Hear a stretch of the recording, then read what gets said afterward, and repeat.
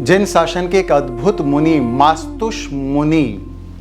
देखिए, एक बार एक मुनि भगवंत थे, उनके ज्ञानावर्णी कर्म का ऐसा उदय कि कुछ भी उनको याद नहीं रहता। कोई भी सूत्र, उसके अर्थ कुछ भी याद नहीं रहते। यहाँ तक कि सामायिक के सूत्र भी उनको ठीक से याद नहीं रहते।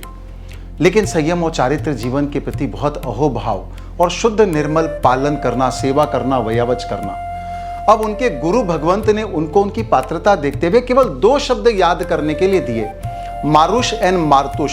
बस ये 2 शब्द ही याद करते रहो। अब वो दिन भर परिश्रम करते, पुरुषार्थ करते, मारुष मार्तुष, लेकिन वो बोलते बोलते बोलते ये दोनों शब्द को भूल जाते और उनकी जबान पर मास्तुष मास्तुष निकलने लग जाता बार बार बार बार।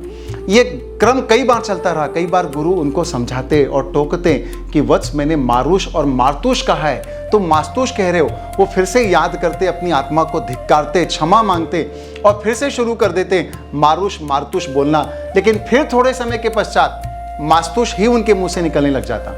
अब उनके जो साथ वाले मुनि भगवंत है, आसपास के जो बच्चे, सब उनको मास्तुष मुनि ही बोलने लग गए। उनका नाम पड़ गया मास्तुष मुनि।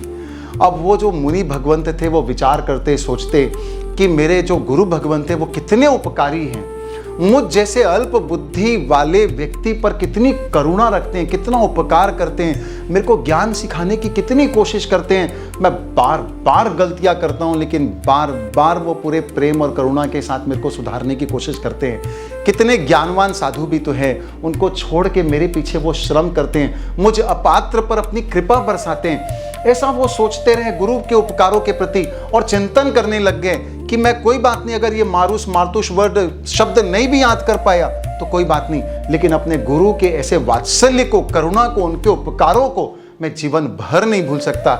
ऐसे सोचते करते करते, चिंतन करते करते, गुरु के प्रति अहोभाव और उनके उपकारों के प्रति कृतज्ञता ज्ञापित करते करते शुक्ल ध्यान में आरूढ़ हो गए और केवल ज्ञान को प्राप्त कर लिया। धन्य है हमारा ऐसा जिन शासन। ना कोई शास्त्र पढ़े, ना याद रखे, केवल भावों की ऐसी अद्भुत शक्ति, शुद्ध भाव, निर्मल भाव और केवल ज्ञान भी ऐसे साधु भगवंत को उनकी निर्मलता की वजह से उपहार में प्राप्त हो जाता है।